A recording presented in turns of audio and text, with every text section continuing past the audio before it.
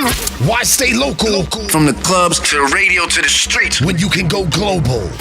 We are the all-new B100 World Hit Radio. So when you think about success and what success means to you, what is that? To me, I feel like you're not successful until you're able to help others around you. Okay. Because personal success means nothing if everybody else around you is still struggling and trying to figure out their way.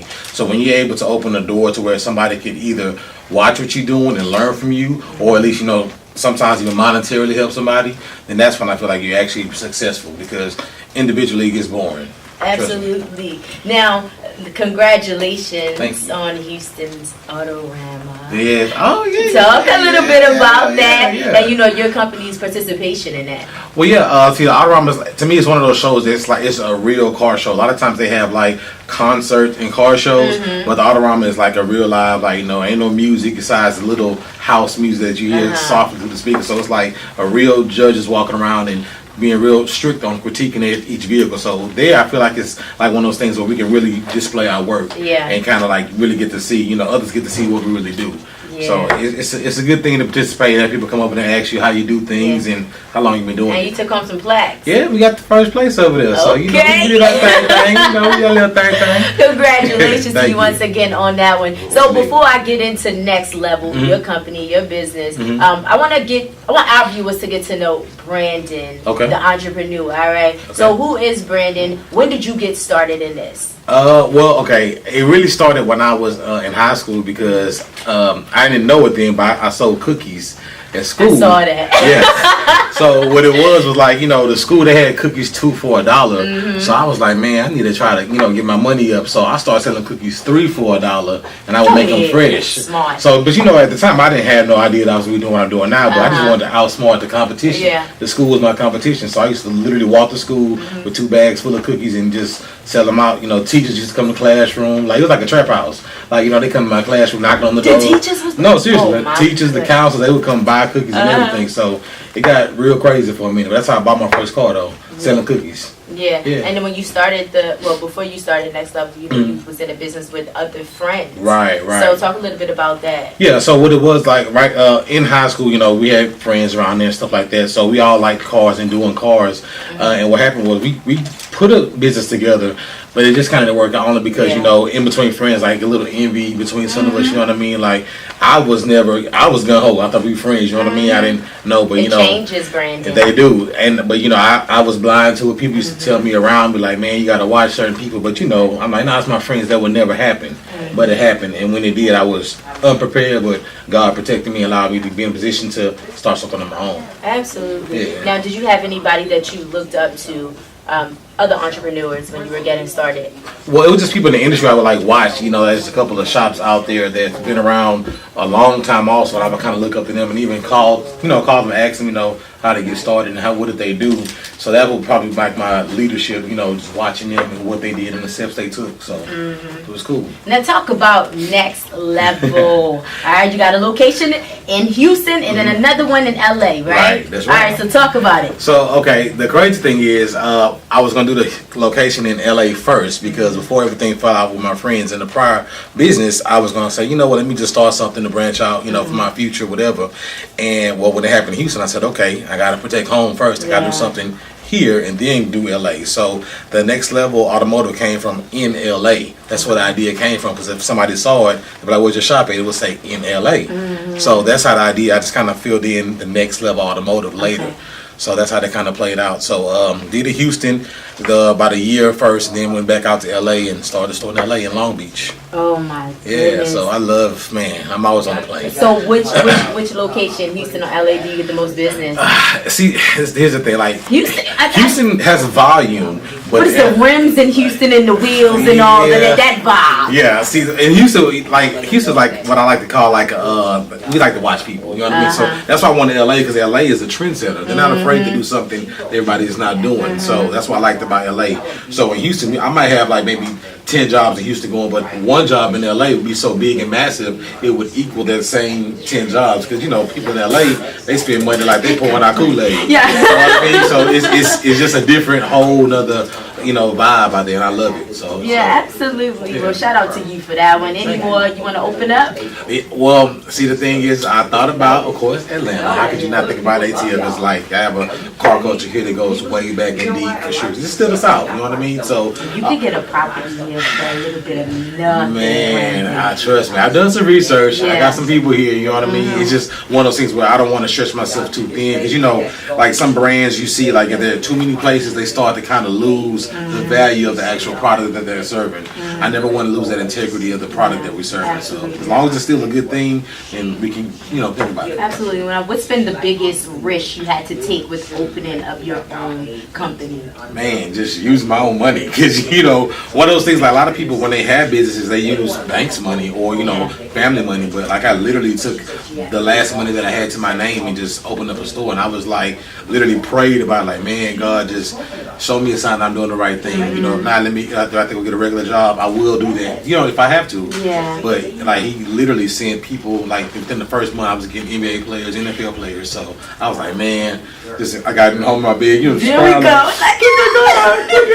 go. But he'll show you. He'll show you, this what you're doing, if it's for you, if it's not. So you got to just listen and pay attention. Absolutely. Yeah. So since we're talking about cars, I gotta ask you about your own personal collection, right? So what's up in Brandon Stewart's collection? Okay, so I have a Jag. I barely get to drive it because I'm working so much. Okay. I actually have 7 cars. But the crazy thing is, wait a minute, let's stop right there. This man just said he has 7 cars. I'm trying to be like you, Brandon. But see, the thing is, I learned from my people around me, what it is. Think about it. When people have accidents, we do body work too. People have accidents, they need transportation. So what I did was I started buying cars that people could use. So if you have an accident, you call me like, I need to rent a car. I give you that car, then I just, bill the insurance. So that creates revenue like that. See, but that's what enterprises have been doing for years. Again, I sat back and watched what other people were doing and learned the game. So it's like the same thing. So like personally, I probably drive like 2 or 3, but the other ones are in rotation to always be on hand for somebody to have for transportation, accidents, getting body work. I ain't gonna, hey, here you go, here the keys. As long as you got insurance, you good. Yeah, so it's just I'm looking at you and you talking and I'm like, did he say he has 7 cars? Yeah, but see, like I said, it's really like it's just to keep revenue flowing. You know what I mean? Because those cars, they always in somebody else's possession. It's not sitting in my driveway because it makes no money like that. But if somebody needs transportation, here you go, give me $25 a day. Like do that for like 2 or 3 weeks. The cars are paying for themselves. You know what I'm saying? So it's easy like that. Now, what's one car that you haven't worked on yet, but you're just dying to get up in the next level? The Bentley Bentayga. Yeah, that Bentley truck, like 2 Chainz said, when they gonna make that Bentley truck? They made it, and it's still a rare vehicle. You know what I mean? Because it's just so pricey. There's so many vehicles that are similar to it, and it took so long for it to come out. It's like a lot of people were like, all right, well, I ain't really got it like I thought I was gonna have it. So it's just one of those vehicles. Like it's like a unicorn. Like the Lamborghinis, we worked on those. What about G-Wagons? You worked on G-Wagons. I mean, like, I like G-Wagons. No, I like them too, but it's just one of those things where you want to touch something that you haven't worked on, so you kind of I guess take your virginity. You know what I mean? I'm a virgin to the Bentley Bentayga, so I want to break that in. Oh my goodness! So teamwork. I know you got to have an amazing team with you to get this done, especially Houston, then LA. So who's on your team? Let us know. Okay, so in Houston, it's like I have 4 people with me in Houston. You know what I mean? Like Mike, he's actually been down with me. Like we've been friends. And where's your address in Houston? 7315 Ashcroft. Okay. Yeah, so it's like in Houston, it's like, man, he's my right hand man. Like because we know each other since grade school. Like riding the bus together. You know what I mean? Walking to school. So he's that one friend. Even in the prior business, you know what I mean, that didn't work out with our friends.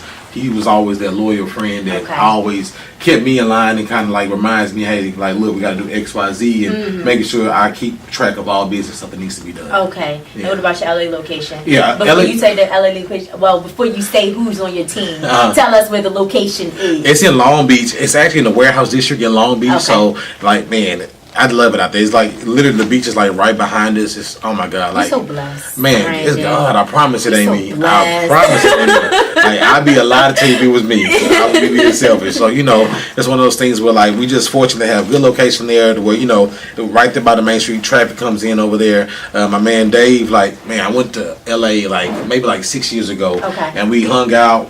Crazy thing, true story. He took me to Tyrese's house and Jamie Foxx's house, and I was just like, this guy know a lot of people out here. You know what I mean? He said, man, we should do something out here. I was like, all right. And that's kind of how like we always stayed in communication. He was always 100, never asked for anything, and we still friends to this day and doing business. Absolutely. Now, you spoke a little bit about working with athletes and, you know, artists on fixing their cars. So tell me your top 2 people that you've worked with, what kind of cars they had, and what you or Next Level did to their cars to kind of bling it out. I would say my favorite part was Adrian Peterson. Just because he's like, you know, he from the South. He's just a straight Southern boy. Like worked on this. He had the new S63 when it just came out. He just like, hey, do what you do. And it was like one of those things. Like, man, this is Adrian Peterson. You know, because I look up to these people. I mean, I'm still starstruck. I don't show it, but in my mind, I'm like, it's AP. You know what I mean? Exactly. That's how you feel. It's just like, you know, these are people that, you know, we idolize, put on pedestal. But at the end of the day, they're human just like us. And you know, he talks, he does. He's not arrogant. And I love people that have that same demeanor. Like, you know, they know that they're blessed also. It's not something that can be here forever. It can be taken away from us if we don't appreciate it. But nah, we put some rims on his car, smoked his taillights, painted his brake calipers, and delivered it right to his house. And it was like, man, like, he just, come on in. I'm like, well, this man kitchen is like a house. But Adrian, who else? Give me one more. Let's see. Roger Clemens, baseball. Like, he was one of those people, like, it's like, man, it's another person, like, who's been idolized in the baseball world, and actually fixed a vehicle for his wife.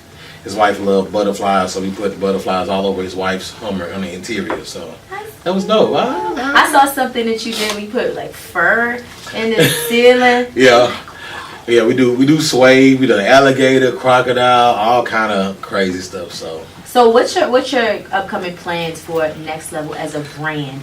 What do you want to accomplish within? Let's give you something next year. I just want to be a brand that, like, just how you see like the B100 logo, I want it to be the same kind of impact. Like when somebody sees it, to know exactly what it means and represents. Because, you know, with branding, just like anything like Coca-Cola, once you see that name, or you hear that name, you know what it is, you know what they stand for, the product. And I want to have that same kind of impact when people hear Next Level. Absolutely. And how can they follow Next Level, and how can they follow you? For sure. Next Level on Instagram and Facebook is Next Level Automotive. If you want to follow me, I got some crazy stuff on my page every now and then. But it's BIGBEE713 on Instagram. Absolutely. Now, is there anything else you want to let our readers or our listeners know? Well, just if you got some dreams, believe in yourself. Don't be afraid to step out on faith. It goes a long way.